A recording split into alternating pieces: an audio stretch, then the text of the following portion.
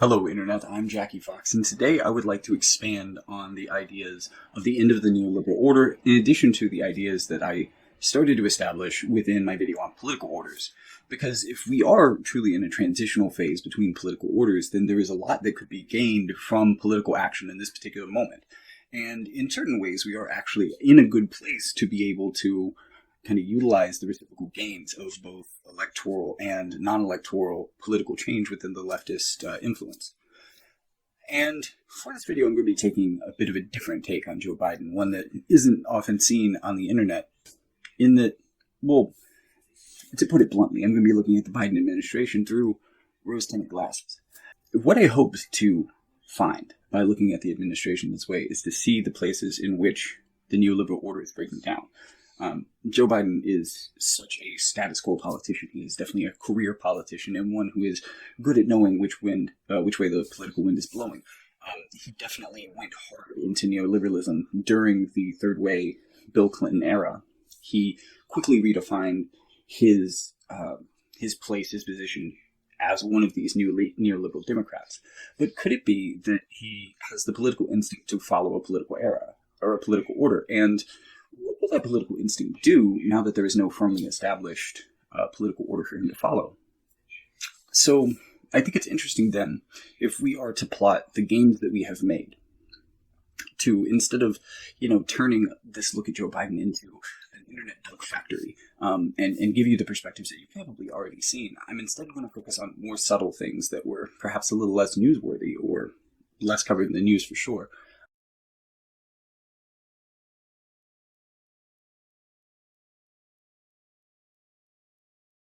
Hello, Internet. It's Editor Jackie, and I want to say that newsworthy definitely wasn't the right word there, but as you could see, I was doing this live and off the top of my head, and really, these things should be a lot more newsworthy. That is a very big point in what I'm saying here. These are the things that we should be seeing a lot more of on the news.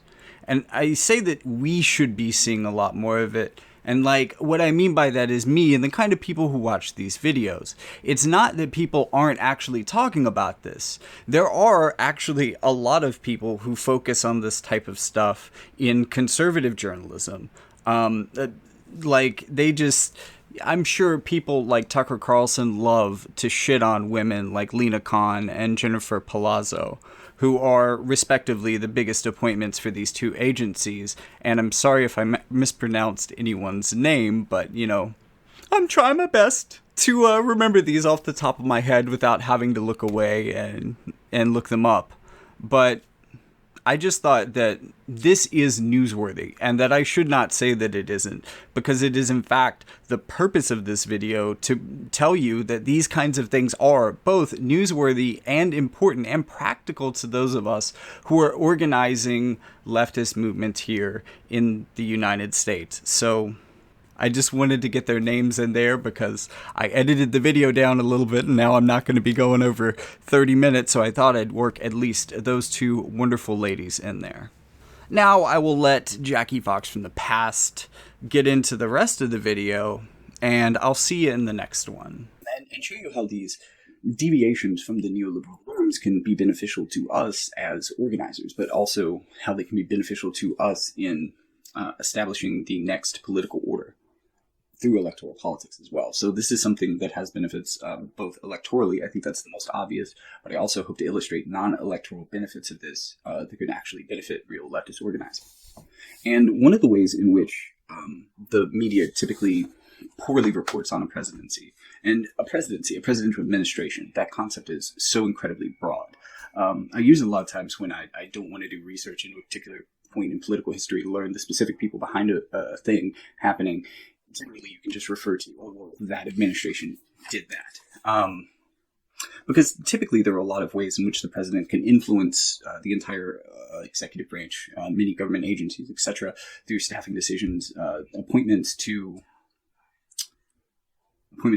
cabinet positions, as well as appointments to chair and lead a lot of government agencies. And this particular aspect of presidential politics, I feel, has been way underreported, underrepresented in what these agencies are doing, etc., what the new appointments to these agencies are doing, with the exception of during the Trump administration. This was the presidential appointments that he made were roughly in keeping with a lot of the bad neoliberal traditions around presidential appointments, in that, like, okay, so let's backtrack to 2008 and look at Obama's first term as president. I think it was about a week before he announced his cabinet picks or his appointments. There was a leaked email from a head of Citibank, who I believe was actually one of the people who ended up being appointed, suggesting a full list of people that he should appoint to various positions. And for the most part, he did exactly what that list demanded of him, which means that he took, like, in this particular regard, at least in his first term, although his second term wasn't a lot better from what I remember, at least in that first term, he pretty much picked like 90% of these safe Citibank picks. And you wonder why. Him coming in like that in 2008, nothing fucking happened with the FTC or any of these organizations that should have been following up on the 2008 crisis, why most of those agencies were ineffective, because the banks had already picked the people that they wanted to be in charge of various arms of the government. And some of these appointments are incredibly powerful because you can effectively defang a whole organization by controlling the head. And this is something that Trump did very effectively. So in addition to... like, one of the trends is that, and the logic, the very thin logic, I believe, is that, we're appointing former CEOs or whatever in these industries into the regulatory agencies that regulate those industries because they have the most industry experience. They know the industry the best. They know what it needs, how to work with it, right? But at the same time, this creates an incredible incentive for those people to be very corrupt and enrich their friends in order to enrich themselves in other ways that aren't directly bribes, but, potentially getting them, expensive positions once they leave government.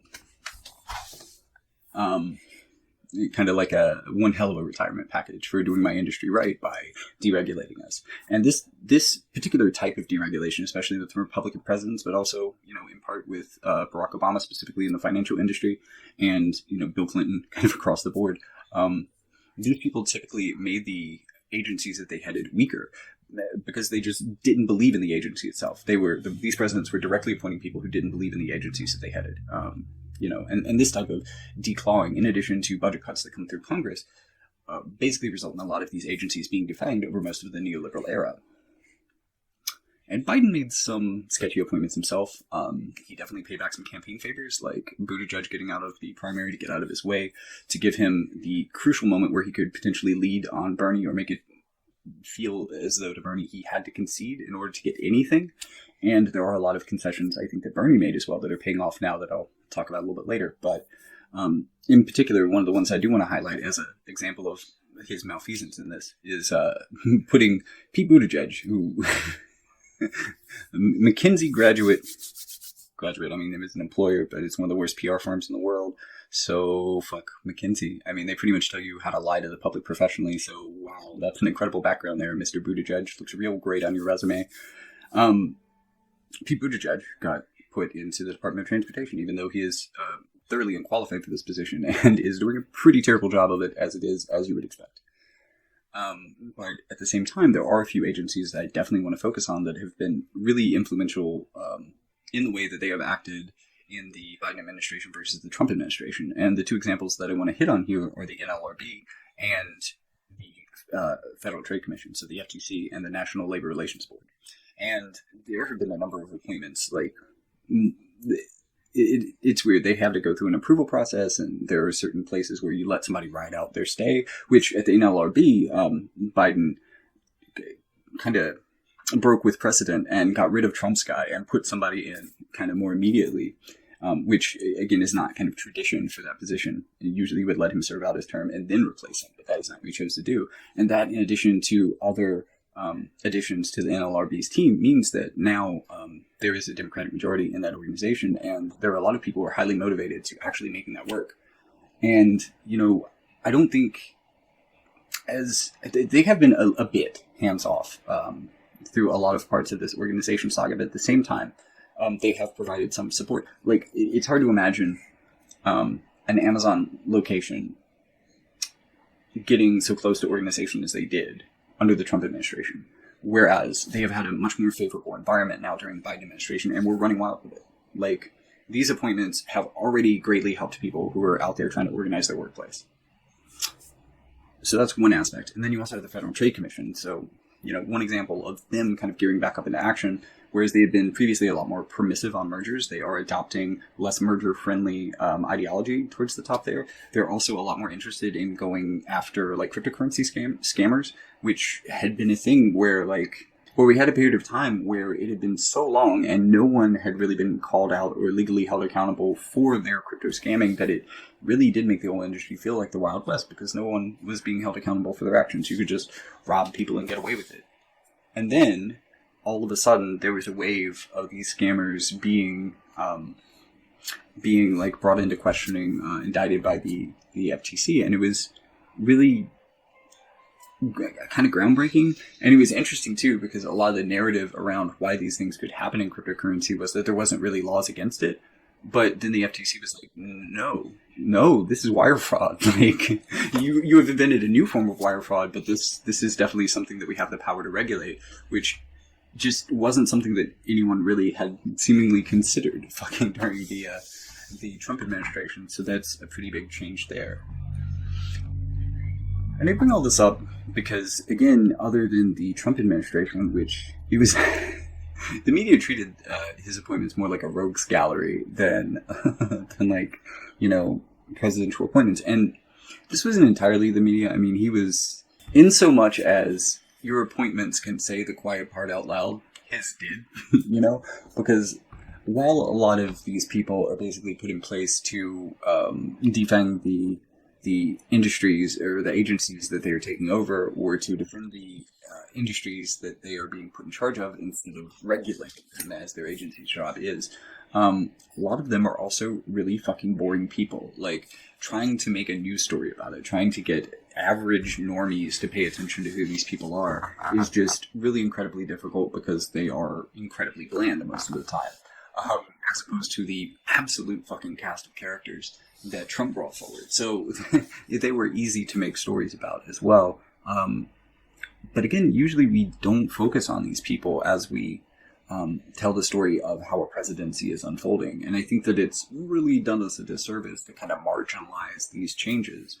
And furthermore, this all kind of creates the bedrock of kind of a different way of looking at the Biden presidency that is at least a bit more mature. Like, it gives you kind of the ability to steelman him in a way, because if you remember the way that it came into the primary, he really, he didn't talk policy, right? Because the kind of policies that he'd been talking about for his entire career that aligned more with the democratic status quo under neoliberalism as the opposition party, those ideas just aren't going to win him favor in the Democratic primary. And, everybody on this stage has, well, not everybody. Some people felt utterly pointless, but there were a number of people who had their specific issues. Like, Bernie had a lot of issues himself that he championed, like healthcare, but mainly he was more along workers' rights, right? And then you've got somebody like, I believe, Jay Inslee, who is super in on climate change. And then you have Elizabeth Warren, I Have a Plan for That, which is just all of these things that we're largely looking at financial reforms, taxing the rich, those sorts of things. So more economic and punitive. And there were a lot of people who had a specialty that was popular, that was also relatively outside of the neoliberal framework to be able to advocate for these things.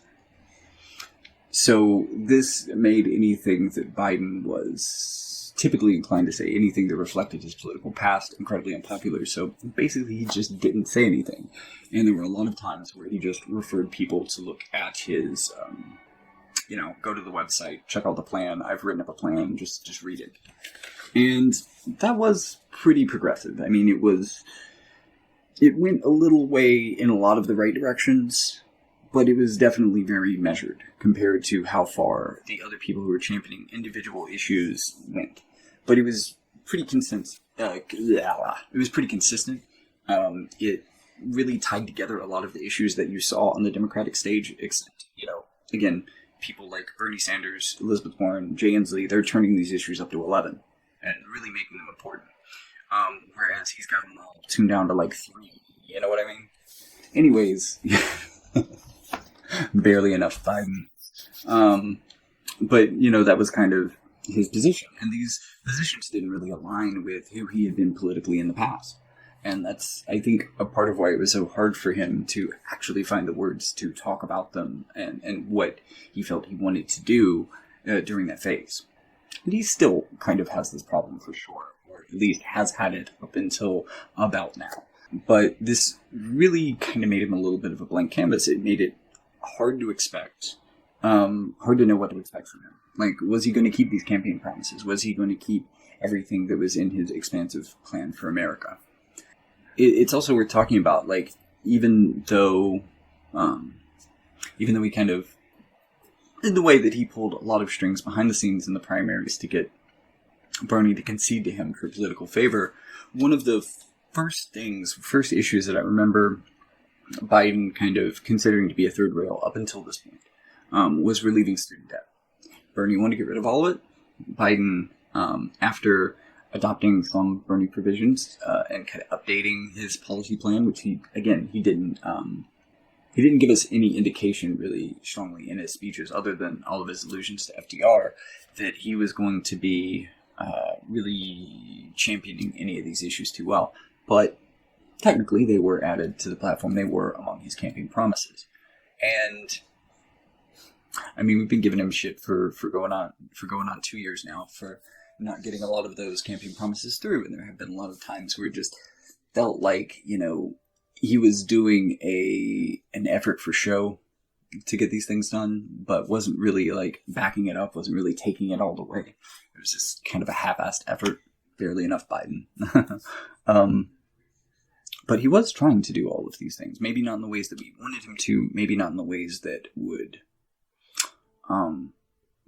just entail him using executive power strongly, which seems to be something that he's kind of opposed to, in that he tries to do a lot of things, even things that shouldn't be done by the book, especially in the political climate that we have now. He tries to do them very by the book.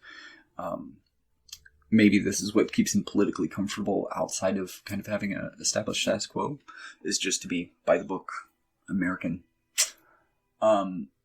But we have seen him continue fighting for issues, and we have seen him get to the point where, you know, when traditional methods have failed, to try another way.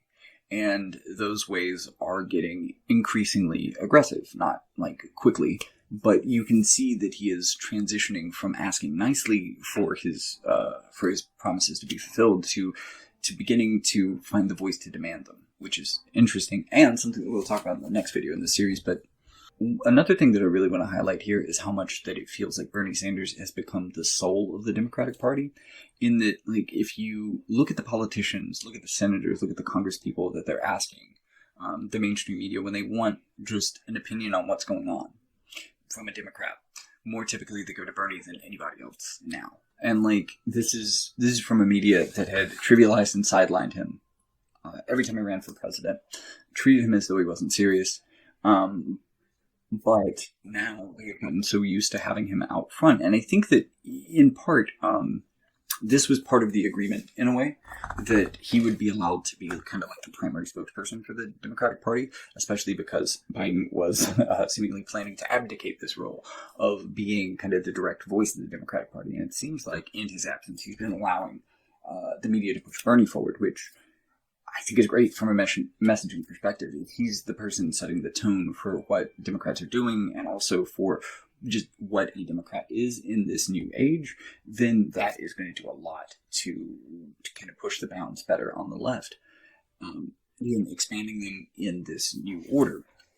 And I think that is particularly important. And I think that he also kind of recognizes that he's a transitionary president, but he kind of thinks, I don't know, I think he aspires to begin a new order, because that is the thing, very famously, that FDR did. But, well, I mean, to be fair, it did take FDR a few years to become FDR. So we are still kind of within the bounds of him having the potential ability to become an FDR-like figure for the new left.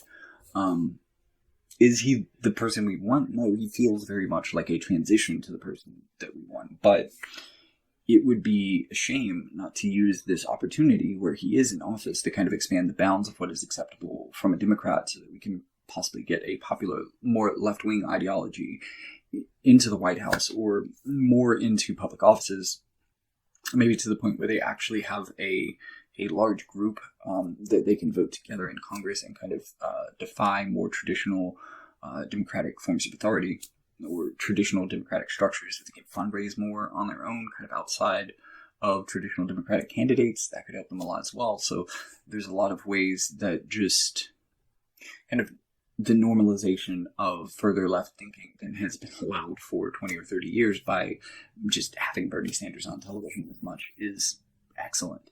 I mean, is it quite the same normalization that the far right got under Trump? No, probably not. I mean, again, I think we need to step up our game a bit, or we might get replaced by fascism. However, I do think there are some ways that we are moving forward well, and acknowledging that, especially the NLRB is in a good position to be able to back workers' movements.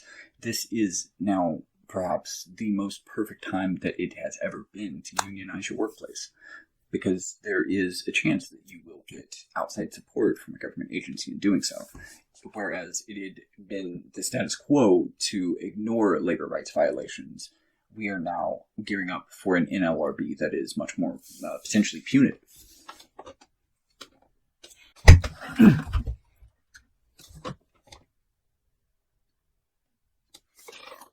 Okay, took a second to read up on the recent complaint that's been filed by the NLRB, proving that they are seeking to be more litigious. They are seeking back pay and benefits from May until now for up to thousands of unionized Starbucks workers among the 230 locations that have unionized since late last year.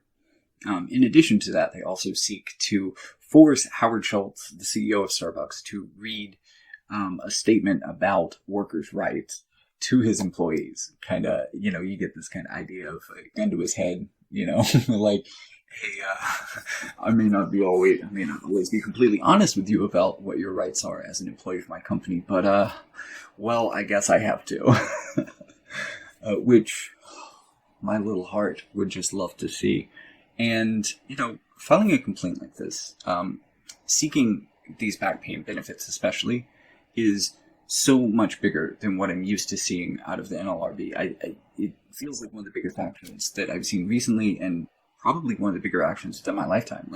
And that's just kind of goes to say how defanged this organization has been through the neoliberal era, and how good it is that we finally have a president that is willing to do work that is beneficial to unions and beneficial to a climate and an environment that is encouraging of unionization. But also, again, with the FTC also being the other agency that is really gearing up, I think, and that we're going to start seeing more moves from soon, because, again, these agencies have been defunded, destaffed, and just thoroughly shit on for decades. So it's going to take them a little while to grow the teeth that we want them to have. And there are ways in which we kind of need legislation to give them more teeth. Specifically for the NLRB, there is the PRO Act, which the Democrats have been trying to pass every year for the last few years. Hopefully we'll see that come up again, and hopefully it will be viewed a lot more favorably this year, because in the context of kind of where America's head's at on unions, clearly we have a surge of pro-union sentiment that has encouraged all of these locations to seek unionization. So I think that the political climate has certainly proven itself to be a bit different on the issue of workers organizing, and this could pay dividends for the PRO Act. It could also be a thing that they're waiting until after the midterms to try to go at this again, maybe with a slightly different set of faces voting on the bill. So, that could be something to look forward to. I think that the PRO Act is well within the bounds of exactly what Biden is seeking to do with his transitional power here. And I think that if that is the backbone of his pivot, that's a great thing. And while in making this video, I have had to gloss over a number of his missteps or just kind of ignore them completely, I am being open about that this is kind of a curated take on specifically the non-neoliberal things that he's doing while ignoring a lot of his reflexive neoliberalism. But at the same time, I think that you'll see that a lot of the more, a lot of the people who are just dunking on Biden and have been until just recently, especially a lot of the people who have recently changed their tune on him. There is an aspect of the way that they are presenting him to you that has this missing, I believe, because I haven't heard this many places, and I've had to do a lot of the research myself. This isn't a story that just falls in your lap from the headlines. This is really something that I had to look into more. And I'm going to include a lot of links in the description so that you can kind of read more up on some of the specific appointments. I think that's pretty important here. For this video, it's already looking like it's going to be a good solid half hour without me getting into the weeds of who these people are, which appointments have affected what, and what each of these people intends to do. But hopefully the links in the description will satisfy your curiosity on a lot of those issues. So for the next video, I want to discuss the potential transition that is happening right now within the way Biden is approaching his presidency, in that the liberals seem to have summoned Dark Brandon, and we're going to talk about exactly what that character is and isn't in the next episode. So, see you there. And if you want to support the channel, there are going to be links up here where you can send some money and help me. Specifically, my goal at the moment is to buy The Rise and Fall of the Neoliberal Order by Gary Gerstow, which is the book I talked about in the last video. And hopefully I'll get there soon. Maybe I can with your help. Thank you, and good day.